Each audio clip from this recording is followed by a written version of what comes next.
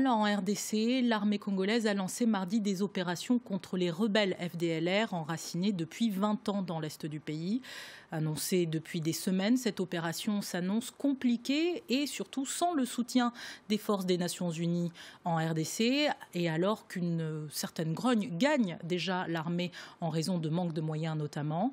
Les rebelles ne seraient plus que 1500 à 2000 combattants. La communauté internationale leur avait laissé jusqu'au 2 janvier pour déposer les armes, mais à peine 300 combattants s'étaient rendus, dont aucun des chefs recherchés par la justice rwandaise ni par la CPI.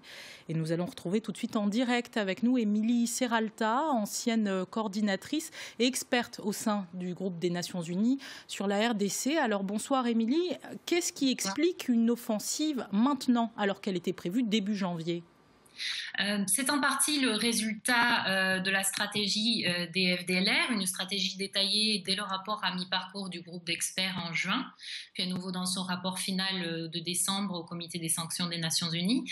Une stratégie qui visait à repousser les opérations, notamment en ne respectant pas le calendrier établi par la communauté internationale, en remettant seulement un petit nombre de combattants âgés et pour certains valides, ainsi que des armes de piètre qualité, et en courtisant les pays de la région par des courriers, des communiqués de presse. Tout cela pendant que les FDLR continuaient leurs activités d'exploitation des ressources naturelles et de recrutement.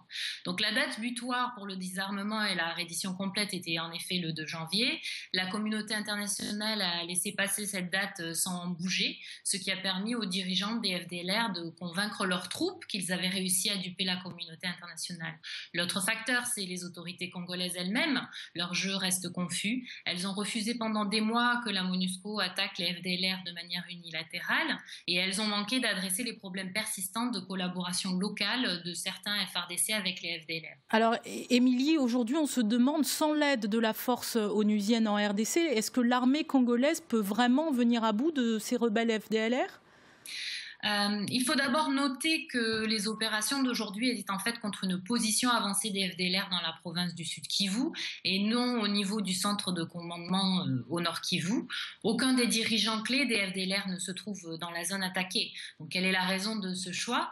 Il faut également souligner qu'il reste à voir si cette offensive va continuer, si oui, pour combien de temps et avec quelle amplitude.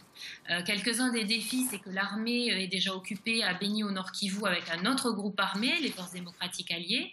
La MONUSCO également, bien sûr, n'est pas là pour les soutenir et leur appui aurait été bien utile, notamment au niveau logistique.